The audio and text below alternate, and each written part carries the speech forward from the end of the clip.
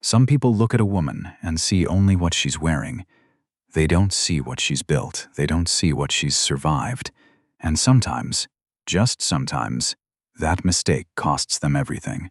The morning Naomi Whitfield walked into the Harrington Grand Hotel in downtown Chicago, she was wearing a navy cardigan that had seen better days, a pair of sensible flats, and carrying a canvas tote bag with a library logo on the side. Her hair was gray at the temples and pulled back without ceremony. She had reading glasses perched on top of her head and a paperback tucked under her arm. One of those worn copies with a creased spine that tells you someone has read it more than once. She looked like somebody's grandmother coming in from the cold. That was the first thing Derek Summers noticed when he looked up from the front desk. He was 26 years old, 3 months into his job as a front desk supervisor at one of the most prestigious hotels in the city, and he had already developed what he privately called his instincts. He could tell, he believed, who belonged in a place like this and who didn't. He watched Naomi cross the marble lobby. Slow, unhurried steps. The kind of steps that didn't match the surroundings, he thought. The lobby of the Harrington Grand was all polished surfaces and low lighting, and the faint scent of white tea that pumped through the ventilation system at considerable expense. People who walked in here walked differently. They knew the weight of what they were stepping into. This woman walked like she was crossing her own kitchen. Derek straightened his tie. Naomi reached the front desk and set her canvas tote down and smiled at him. Not a nervous smile. Not the kind of smile people give when they're bracing themselves. Just a calm, easy smile, like she had all the time in the world. "Good morning," she said. "I have a reservation. Whitfield. Naomi Whitfield." Derek typed the name. He found it. He looked at the screen. Then he looked at her again. The reservation was for the Harrington Suite. Top floor, $2,400 a night. 3 nights. He looked back at her cardigan, her canvas bag. Something shifted in his face. Just slightly, just enough, and if Naomi noticed, she didn't show it. "I'm going to need you to bear with me for just a moment," Derek said. He picked up the phone behind the desk. He turned slightly away from her, lowering his voice, which is the kind of thing people do when they think the person in front of them can't read a room. He called his manager. Her name was Gloria Ashton, and she appeared from the back office in under 2 minutes, which told you she had been nearby already, or that Derek had said something on that phone call that moved her feet quickly. She was tall, precise-looking, the kind of who ironed the collars of her blazers. She came around the front desk and approached Naomi with the expression of someone performing hospitality rather than offering it. "Mims, someone—" "Whitfield," Gloria said. "I apologize for the delay. I just wanted to personally assist with your check-in." Naomi folded her hands on the counter. "That's very kind of you. I see you have a reservation with us for the Harrington Suite." Gloria paused just a beat too long. "That's our most requested accommodation. I want to make sure everything is in order on our end." "I appreciate that," Naomi said. "And will you be? Is this a personal stay? Business? Personal?" Another pause. Gloria's eyes moved to the canvas tote, back up to Naomi's face. "Of course. Do you have the card you used to make the reservation? Just for verification purposes." Naomi opened her tote and produced a card and laid it on the counter. Gloria looked at it. Something moved across her face. "This is a corporate card," Gloria said. "Yes," Naomi agreed. "Under the name," Gloria squinted at it. "Whitfield Group Holdings. That's correct." Gloria set the card down. "I'm going to need to make a quick call, Ms. Whitfield. Standard procedure for corporate accounts of this." "For accounts like this, of course," Naomi said. She pulled her paperback out from under her arm and opened it to the page she'd marked and began to read. She stood there at the front desk of the Harrington Grand and read her book while Gloria disappeared into the back office, and while 2 other guests were checked in by Derek, and while a bellhop walked past twice with luggage carts, and while 8 minutes went by. 8 minutes. She turned a page. What nobody in that lobby knew, what Derek with his instincts didn't know, what Gloria with her blazer collar and her corporate card's skepticism didn't know, was that Naomi Whitfield had woken up that morning in a house in Oak Park that she'd owned outright for 22 years. that she had eaten breakfast alone at her kitchen table, as she usually did since her husband passed, and read 3 chapters of her book and drunk 2 cups of coffee, that she had packed her tote bag herself, choosing the canvas one over the leather one, because the canvas one had a bigger pocket, and she was bringing more books than usual. She was 61 years old. She had grown up the 4th of 6 children in a three-bedroom house in Gary, Indiana, sharing a room with 2 of her sisters and learning, earlier than most children do, that you make do with what you have. Her father worked a line job and her mother cleaned houses on weekends, and they were the kind of parents who said very little about hardship, but demonstrated everything about endurance. Naomi had worked her first job at 14. She had put herself through college at night while working during the day. She had started her first business at 31 with $11,000 she'd saved over 4 years, and a loan her mother took out without telling her father, which Naomi paid back in full within 18 months. The Whitfield Group now managed a portfolio of commercial properties across 7 states. 3 hotels among them. One of them, and this is the part that Gloria in her back office had not yet gotten far enough in her phone calls to discover. One of them was the Harrington Grand. Naomi turned another page. It was her grandson who had suggested this trip. His name was Miles, and he was 9 years old and had a habit of saying things that were more direct than most adults allowed themselves to be. He had looked at her 3 weeks ago over a bowl of cereal and said, "Grandma, when do you ever do something just for yourself?" She had laughed. She had said she did things for herself all the time. He had looked at her with the particular expression children reserve for adults who are not being honest. So she had booked the Harrington suite. She had done it herself, on a Tuesday afternoon, using the corporate card because that was the card she used for everything connected to the business, which included the hotels she owned an interest in. She had not told anyone she was coming. That was not a test. That was not strategy.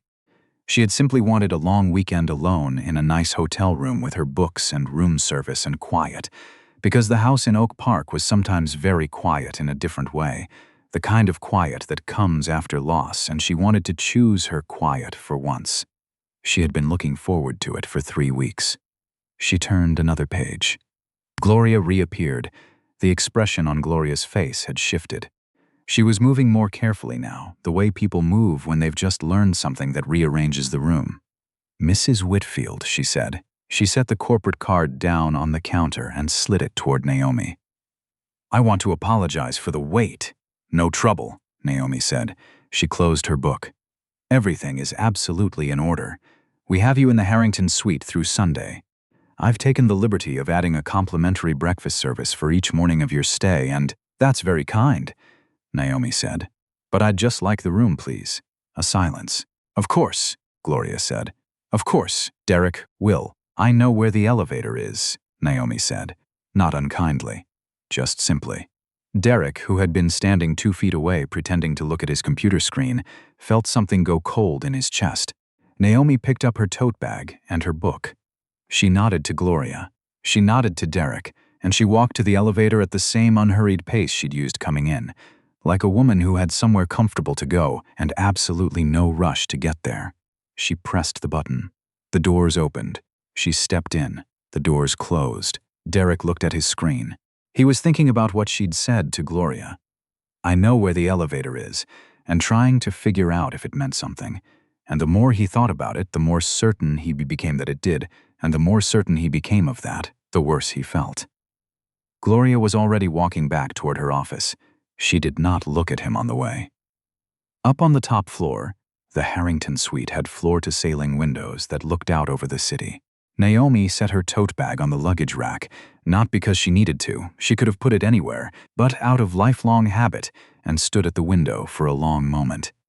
The city was gray and bright at once, the way Chicago gets in early spring when the sky can't quite decide. Lake Michigan was visible at the far edge, flat and steel-colored. She thought about her mother. Her mother had cleaned the rooms in hotels like this one, had changed the sheets and scrubbed the tubs, and never seen the view. Had raised 6 children on wages that didn't reflect the labor, had never complained about it in a way that asked for pity, only in a way that described the facts clearly when her children were old enough to understand them. Naomi had understood. She stood at the window for a while. Then she ordered room service, a club sandwich and a pot of coffee, and she sat in the chair by the window and she read her book. That was all she wanted. That was the whole thing. She was on her second cup of coffee and her fourth chapter when her phone rang. It was her son, Lawrence. Lawrence was 38 and ran the operational side of the Whitfield Group, which meant he was the one who dealt with the building managers and the contractors and the quarterly reviews and the 100 small fires that Naomi no longer needed to put out herself. He was very good at it. He had her eyes and his father's forehead and the kind of steadiness that some men are born with and others spend their whole lives trying to build. "Mom," he said, "are you at the Harrington?" "I am," she said. A pause. "Are you comfortable? Is everything okay?" "Everything is lovely," she said. "I just ordered a club sandwich." Another pause, longer. "I got a notification from the system. Guest account for Whitfield Holdings." Naomi understood. The corporate card. It would have flagged. "Lawrence," she said. "I'm fine." "I know," he said. But he said it in the voice that meant he wasn't sure. "I just wanted a quiet weekend," she said. "That's all this is." "Okay," he said. "Okay. I'm going to come by." "You absolutely do not need to do that." "I know I don't need to," he said. "I want to." She set her coffee down and looked out at the city. There was a certain kind of love, she thought, that insists on showing up even when you tell it you're fine. She had felt it from her own mother. She felt it now from her son. She had spent a great deal of her life on the giving end of it, and she was still learning, she supposed, how to receive it gracefully. "All right," she said. "Come for dinner, I'll order enough for two." She heard him exhale. "I'll be there around 6. "Bring Miles," she said. "If his mother doesn't mind, Miles will lose his mind," Lawrence said, which was his way of saying yes. She smiled. She picked up her coffee. She went back to her book. What happened next she would not fully learn until that evening, when Lawrence arrived and sat in the chair across from her and told her, not dramatically, in the way people sometimes tell stories to make themselves the hero of them, but quietly and plainly, in the way he'd learned from watching her. He had driven downtown after their call. He'd taken the elevator up, not to the suite, but to the management floor because that was his right. One of several rights that came with being a minority stakeholder in this building through the Whitfield Group subsidiary holdings. He had gone in quietly. He had sat down with the general manager, a man named Howard, who was new enough to this property that he had not yet dealt with Lawrence directly. He had pulled up the account. He had asked Howard to walk him through the check-in process for the Whitfield reservation made that morning. Howard had been forthcoming. He hadn't understood yet why he needed to be careful. He had described the delay, the manager call, the extra verification, the 8 minutes. Lawrence had not raised his voice. That was something he'd learned from Naomi, who had always understood that a calm voice in a tense moment carries more weight than a loud one. It forces the other person to listen harder, to fill the silence themselves, and people who fill silences when they're guilty tend to say things they shouldn't. He had simply asked Howard one question. If the guest had arrived in a suit and carried a briefcase, would you have done any of this? Howard had opened his mouth, closed it. "That's what I thought," Lawrence said.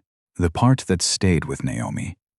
The part she turned over in her mind while Miles ate the extra club sandwich she'd ordered and chattered about a movie he'd seen and pressed his face against the floor-to-ceiling window with the specific fearlessness of a 9-year-old, was not what happened to Derek.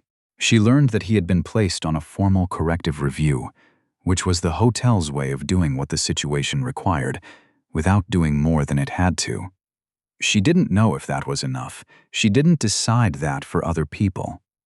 The part that stayed with her was the 8 minutes, standing at that counter with her book open, reading about other people's lives while two strangers in another room tried to figure out who she was and whether she deserved to be where she was standing.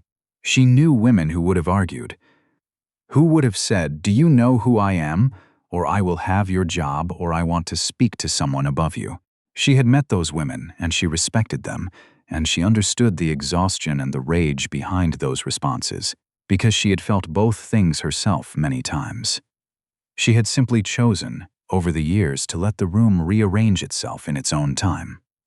She had learned that from her mother, too.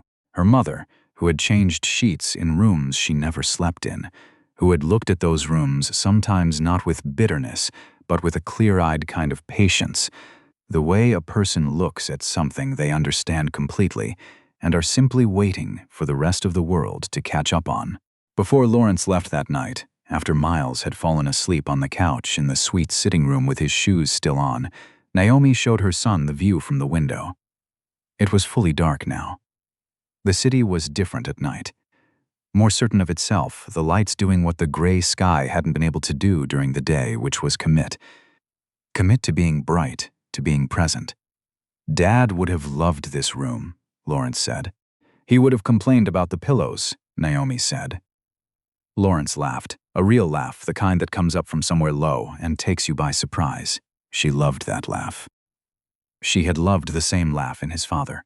"Mom," he said, "I'm sorry about today." "Don't be," she said. Lawrence." She turned from the window. "I have been managing rooms like this one since before you were born. What happened today was not the first time, and it will probably not be the last. And every time it happens, I stay exactly as long as I plan to stay. I do not let other people's limitations determine when I leave."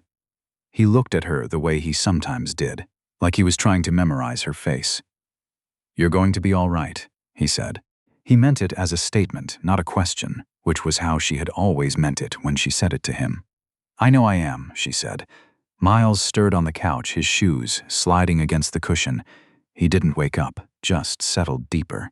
Naomi looked at her grandson sleeping and thought about her mother cleaning rooms she never slept in, and thought about her own mother's mother before her, and the chain of quiet endurance that ran through the women in her family like a current, not passive, not resigned, but deliberate, the kind of strength that doesn't announce itself because it doesn't need to.